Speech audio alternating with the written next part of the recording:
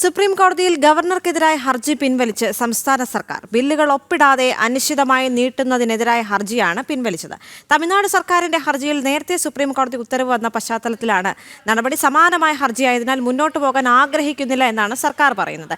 ശ്രീകാന്ത് ചേരുന്നുണ്ട് കൂടുതൽ വിവരങ്ങളുമായി. ശ്രീകാന്ത്, ഇപ്പോൾ സുപ്രീം കോടതിയിൽ ഗവർണർക്കെതിരായ ഹർജി പിൻവലിച്ചിരിക്കുന്നു സംസ്ഥാന സർക്കാർ. എല്ലാ തരത്തിലും മുട്ടുമടക്കുന്ന ഒരു സാഹചര്യത്തിലേക്കാണ് ഇപ്പോൾ സർക്കാർ എത്തി നിൽക്കുന്നത്, അല്ലേ?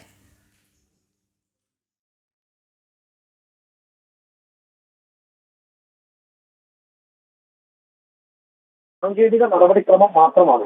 കാരണം നേരത്തെ സംസ്ഥാന സർക്കാർ സുപ്രീം കോടതി മുമ്പാകെ ഗവർണർക്കെതിരെ ഒരു ഹർജി നൽകിയിരുന്നു. അതിൽ പറഞ്ഞത് ബില്ലുകൾ അനന്തമായി ഒപ്പിടാതെ നീട്ടിവെക്കുന്നു.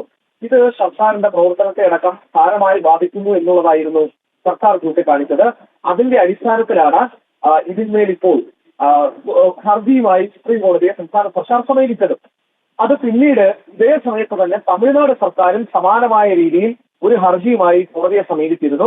ആ കേസ് പരിഗണിച്ച കോടതി ഗവർണറുടെ അധികാരങ്ങൾക്ക് പരിധി വെക്കുകയും അത് രാഷ്ട്രപതിയുടെ അധികാരത്തിന് പോലും പരിധി വയ്ക്കുകയും അതിനൊരു നിശ്ചിത കാലാവധി ഏർപ്പെടുത്തുകയും ചെയ്തിരുന്നു.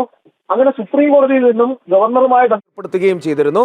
അങ്ങനെ സുപ്രീം കോടതിയിൽ നിന്നും ഗവർണറുമായി ബന്ധപ്പെട്ട ആ വിഷയത്തിൽ ഒരു ഉത്തരവ് വന്നാൽ അത് എല്ലാ സംസ്ഥാനങ്ങൾക്കും എല്ലാ ഗവർണർമാർക്കും ബാധകവുമാണ്.